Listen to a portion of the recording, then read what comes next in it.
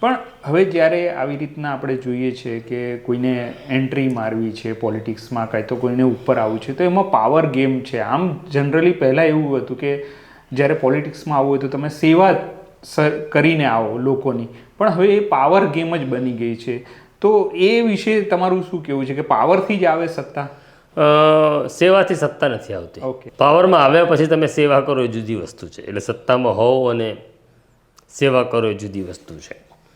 જો સેવાથી જ સત્તામાં આવતું હોત તો મહુવાથી ડૉક્ટર કલસરિયા છે, બહુ સેવાભાવી ડૉક્ટર, એ ચૂંટણી ના હાર્યા હોત.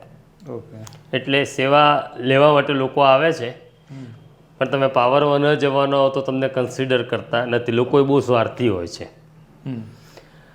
આ કેસની અંદર જયરાજ આહિરના કેસની અંદર એવું છે કે માયાભાઈ આહિરનું નામ મોટું છે.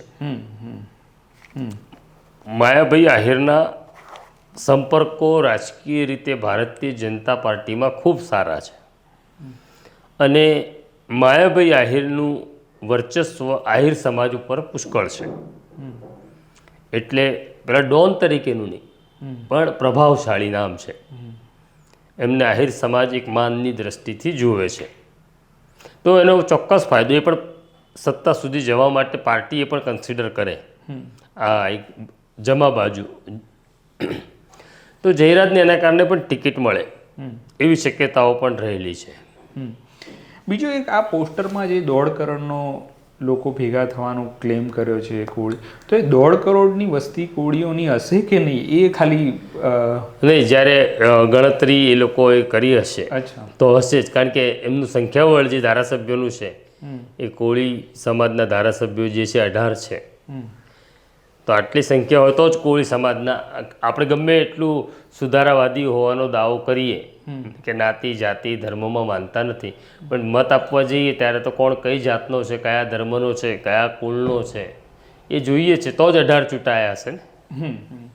અને આ જયરાજ આહિરના છેલ્લો સવાલ કે આ કાયદાકીય રીતે આખો કેસ કેવી રીતે આગળ વધશે, એમાં શું શું દેખાઈ રહ્યું છે અત્યારે? જે રીતના જયરાજ આહિર સામે તપાસ થઈ, જયરાજ જો બે મુદ્દા હોય છે. એક તો એ કે ઘટના ઘટે એમાં પોલીસ જેને પકડે,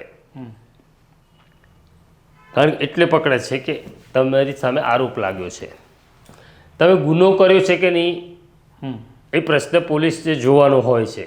પણ તમે ગુનો નથી કર્યો ને એવું સ્ટેન્ડ પોલીસ લેતી નથી. પોલીસ ડરપોક છે કે અમારી ઉપર આરોપ થશે, અમે ભ્રષ્ટ છીએ એવું કહેવાશે, એટલે પોલીસે સ્ટેન્ડ લેતી નથી, જે લેવું જોઈએ.